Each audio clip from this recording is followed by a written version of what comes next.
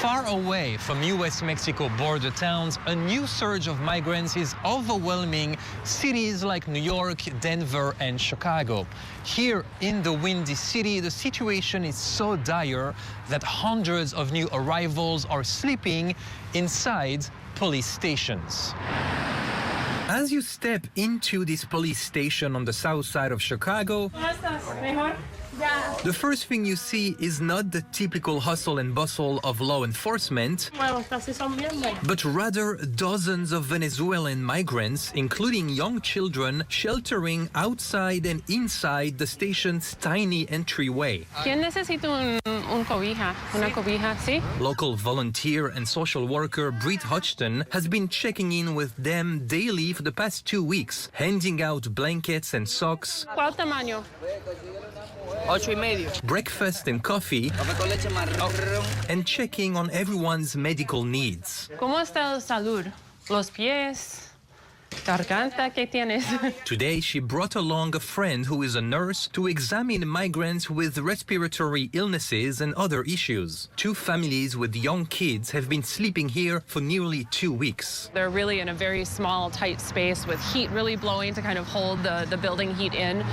So they're particularly poor conditions. Hodgson is part of a group of 120 volunteers caring for migrants sleeping in police stations across Chicago. She blasts city officials for relying so much on everyday citizens. What we're doing essentially is serving as a small local government right now in lieu of the city government and our officials who have been called to action and have not yet taken it. According to volunteers, more than 400 migrants and counting are sheltering in nearly every police station across the city, and they fear the situation could get worse with a larger influx. This crisis is not only exhausting our city's resources, but it's flat out dangerous. On Tuesday, outgoing Chicago Mayor Lori Lightfoot declared a state of emergency, blaming Texas Governor Greg Abbott for, quote, inhumanely sending migrants to the Windy City as a political stunt. Governor Abbott has been busing migrants to Democratic-led cities as a challenge to President Biden's border policies.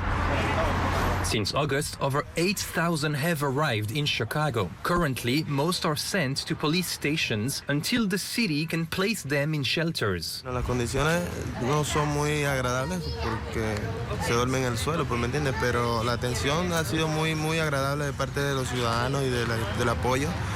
Y también del apoyo a la policía también. Alexander Antonio Lopez Luna, who's been sleeping at the station for 2 nights, trekked from his home country of Venezuela to the U.S. to seek asylum. He says he came to Chicago by bus on his own because he heard the city is a good place for migrants to start a new life and find work. Ojalá todos consigamos cómo quedarnos aquí.